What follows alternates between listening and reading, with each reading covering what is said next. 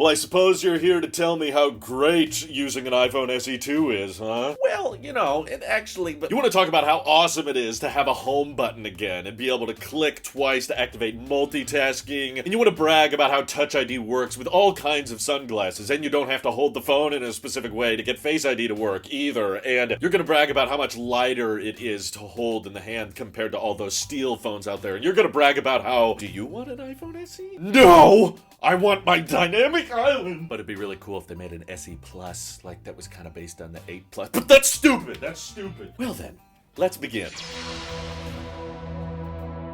It's been more than a couple weeks now since I've actually made the switch from iPhone 10 to SE 2, and I know there's probably a lot of positives you were expecting from this video, but to be truthful, while many of you consider this a side grade from the iPhone 10, I will admit from switching from a 2017 iPhone to a 2020 iPhone was actually a bit harder and more challenging than switching from my 13 Pro Max last year down to the iPhone 10, which there was like a 5-year gap between. Main reason being, of course, that 4.7-inch 16:9 display that the iPhone SE is rocking that goes back as far as 2014. They started using this display and this resolution with the iPhone 6. And when you're just looking at iPhones on paper, you think, wow, you can find this secondhand for like $100 and it's still got the A13 chip, which means it's still probably gonna get at least another 3 to 4 years of software support, and it's got a decent camera and everything. But once you actually start using it and you go from having a 5.8-inch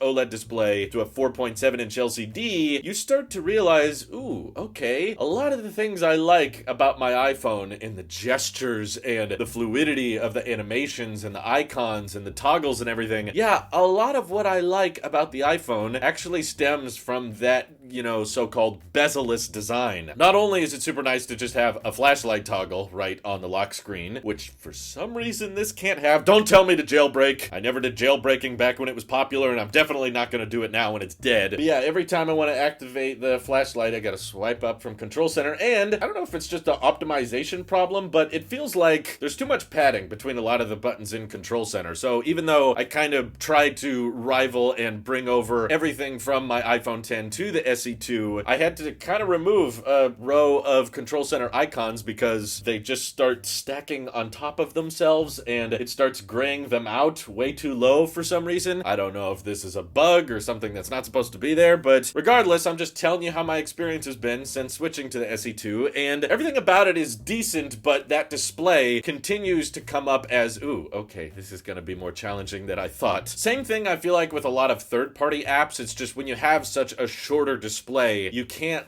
put as much information on it. So everything just feels a tad more crammed, particularly in apps that have tabs at the bottom and not only want to have an icon down there for the tab, but also text. That's when it feels like everything you're reading is being smushed down into a really, really small, concise display. And I did not get this same feeling back when I used my iPhone 12 mini because, let's just be honest, that was still a larger display despite being a smaller phone than this. So that's certainly gonna be, if cost is not a factor for you, the more superior compact phone experience. On either a 12 mini or a 13 mini, you still got that full-size display, and boy, out of all of it, do I miss the most gesture control. It is so much easier and so much more elegant to just swipe up to go home, your Control Center's in the top corner, and swipe up and hold a little bit to activate multitasking. I don't think we give Apple enough credit for basically reinventing smartphone navigation with the iPhone 10. We kind of just all take it for granted these days, and now I'm really starting to appreciate it since switching to the SE2 because it feels so barbaric, essentially, going back to the home button design.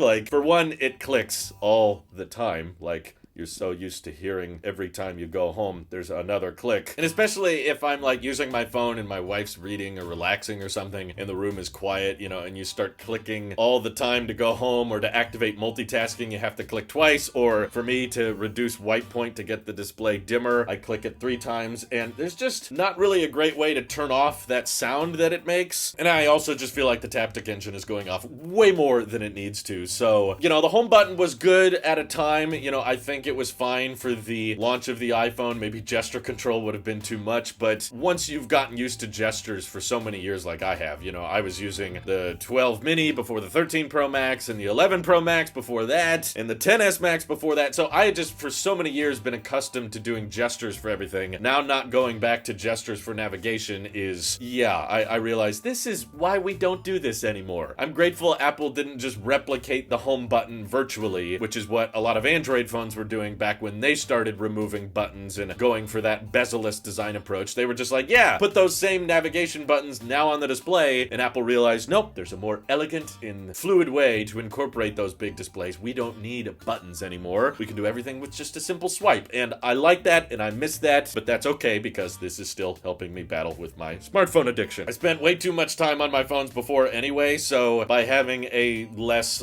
elegant and less enjoyable user interface, that, I guess, supposedly helps me take more time away from my phone. And I'm happy to report it has helped a little bit. I mean, we just took a retreat with some friends last weekend, and we were away for a while at a woods, basically, out in a cabin, and I just didn't take my phone. I didn't wear my watch either. I was just disconnected, you know, no internet, no devices to check up on. Yeah, even if you saw, a cool scenery or a shot you wanted to document, no, there was just no phone to take the picture. You just had to take it in mentally. And I found that very rejuvenating and refreshing. It was good mentally to take breaks and pauses away from all of our fast-paced consumer tech lifestyle. So, because I don't really like the navigation as much as my last phone and the display feels more crammed and the OS doesn't feel as optimized for it, yeah, leaving my phone behind, I'm not that really worried about. I'm like, yeah, you're not that great anyway. Simultaneously as well, battery life is substantially worse than it was on the iPhone 10. I'm sure most of that has something to do with the 78% battery health and the phone telling me that I need to replace the battery, but happy to report it's not really buggy. It doesn't really feel like they're throttling the performance because it still says peak performance capability, so this goes against what I think a lot of people assume, which is that once your battery health dips below 80%, the CPU is instantly throttled, and if you replace the battery pack, it will suddenly be good as new. I've seen comments online suggest otherwise, and I'm now experiencing otherwise, because other than, of course, the fact that the battery is just worse, it's still running great, and I'm not running into a lot of lag or slowdowns or glitchiness or overall, slow response times or anything. It still works fine, it just dies very quickly. But luckily, whenever I'm using my phone, I'm usually not that far away from a charger anyway. This still rocks wireless charging, which is very helpful and crucial for me in the car and at my desk, which I pretty much exclusively charge this phone via wireless because I don't want to use Lightning. But yeah, thankfully, only one time I actually killed it at a friend's house because I'd forgot to charge it the night before, so he had chargers that I had to borrow so that I could actually text some people while I'm using my phone. But other than that, it has not died on me, although it does get close at the end of each day. If you're like me and you have that flexibility of chargers everywhere, I guess it's more fun to kind of do these exercises of can you live with less? Can you get by with an inferior phone that most of you would say you wouldn't pick over the iPhone 10? But I will admit there are some advantages because I know this has been fairly negative so far. One I kind of appreciate is the aspect ratio of this display being 16:9, at least for my line of work, right? And that was a lot of my motivation for switching to this phone, using it more as a tool, less of a media consumption device. There's often clips or little cutaway shots I need for my videos, and I tend to find it easiest and quickest to just screen record things on my phone because I can pull them up really quick on Twitter or on YouTube, and the screen recording is just kind of built into Control Center. You can do it with QuickTime on the Mac, but it's a little bit more complicated and the Mac isn't 16:9, so I tend to just record a lot of those cutaway shots off of my phone screen, and this is already 16:9, so when I airdrop it to my Mac, it's already optimized for my Final Cut timeline, whereas before with iPhone 10s or 12 minis or 13 Pro Maxes, it's a taller aspect ratio because it's a bezel-less style phone, so I have to crop in the edges a bit, and then the phone takes some time to render that out again before I can airdrop it, so it does feel a little bit faster for capturing, cutaway shots for my timeline, although the downside is, of course, this resolution is not very good. It's not even 720p technically, so it's kind of pixelated, but a lot of the cutaway shots I'm showing usually aren't that super high resolution anyway. But what I'm trying to say is it would be kind of neat if Apple actually ever made iPhone SE Plus that revived that iPhone 8 Plus form factor, because I still know a lot of people that love their home buttons and they don't want to go with the whole gesture control thing and everything, but Apple doesn't really make an iPhone that big with a home button button anymore. And I think a lot of people would have been interested in a version of the SE with better battery life, probably better camera as well. It still had the dual camera system and also had the full 1920 by 1080p resolution, because then if you are doing screenshots or screen recordings that you use in your timeline, that would be perfectly optimized for 1080p video, which is what most people are viewing content on with the internet. So it will probably never happen, but I still wish it kind of did. I think it would be a nice option for those who don't mind having the big forehead and chin. And the other cool thing that's kind of nice to have finally working is Touch ID. Last time I reviewed an iPhone with a fingerprint reader, I still had really bad psoriasis, so Touch ID didn't really work for me. Now that I've gotten medication for it that's gone away, I have Touch ID again, and it's pretty good. I was excited to try the feature where you don't have to like swipe up or even click the home button to unlock the phone. You can just rest your finger there and it unlocks. Although I will admit it's a little bit slower than I'm willing to go most of the time. Like, it takes a second for it to fully unlock, and that usually results in me just clicking to get there faster. But it is nice to not have to worry about like how the Face ID reads your face. Oh, I gotta hold it closer to me. But I will still admit Face ID still feels a bit faster, and I'm more comfortable swiping up than I am clicking a home button, because then there's more clicks, more taptic engine feedback that you don't necessarily need. Probably not helping with the battery life that much either. But it also has been great, of course, to have a lot of those iOS 16 features back. My favorite features, like live text for when you want to highlight text or highlight a phone number in the real world, or just on a screenshot you found, or subject lift, which I use for my video thumbnails quite regularly, and continuity camera if I want to turn my phone into a webcam. It very much has served its purpose and lived up to what I was kind of hoping for, as worse as a like quality of life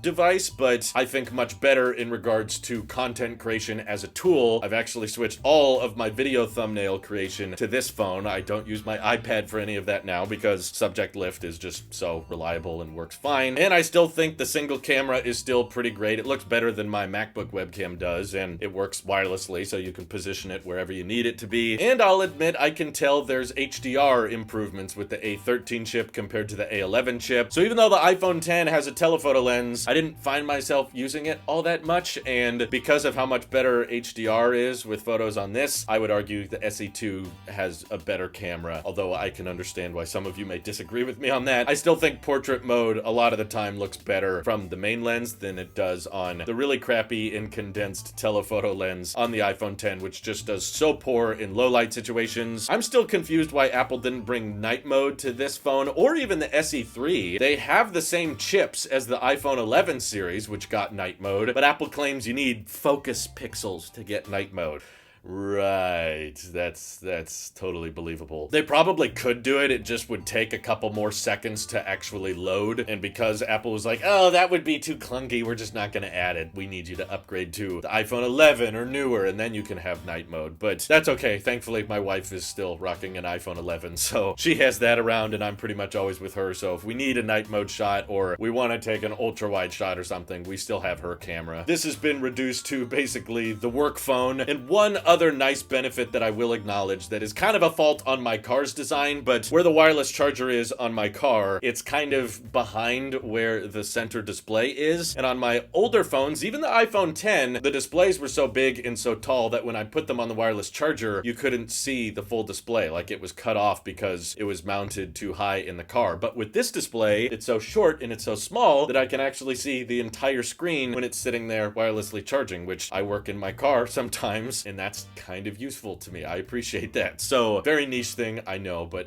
still, I thought it was worth mentioning. And I also appreciate not having to decide, do I want this YouTube video to be full screen, or do I want to take some black bars on the side? You kind of have to make that decision whenever you're watching a YouTube video on your phone with these taller screens. Oh, do I pinch in or do I pinch out? Sometimes options are nice, but I kind of like how that decision is just kind of removed with this phone because there's only one way to watch it in full screen. The speakers are also not bad as well. They're still stereo, which I appreciate. Yeah, overall, I just think there's something freeing knowing that you have a phone that even if you lost it, even if it broke, or even if the battery completely like nuked itself one day, you could pay the $70 for a battery replacement, or you could just pay $100 and get a whole different one off of eBay refurbished, maybe in a different color if you want to try that out. So that's why I'm not entirely convinced replacing the battery is a worthwhile investment. I feel like this phone's nearly in the totaled category. Like, it might be cheaper to just buy a new one. And the cellular speeds, screens are good enough without 5G, so that's why I don't recommend people check out the SE3, because that's really the only difference. SE3 really should have gotten MagSafe. That still upsets me the most. The fact that this is large enough, and it's definitely possible for them to fit those magnets in there if they can fit them in the mini iPhone. I feel like they could have done that with the next generation, and because they didn't, there's even less reason to consider the SE3. I think the SE2, if you're comfortable with a home button and a fingerprint reader, is still a great buy, especially for some of you out there that have expressed your concern with OLED displays. For some people, it causes headaches when they look at them for too long, so that's why they rely on LCDs as much as possible. I guess this is a decent option for those people. But how do you guys feel about the SE2? Could you recommend it to anybody in 2023, or would you just tell them stay clear of it, don't watch that Tailosive tech guy, he's an idiot? Feel free to let me know your thoughts down in the comments below, and thank you to everybody supporting this channel directly. Seriously, helps us out a ton, as does just watching these videos, so thanks again. This is your Apple Sleep here, and I'll see you all in the next one.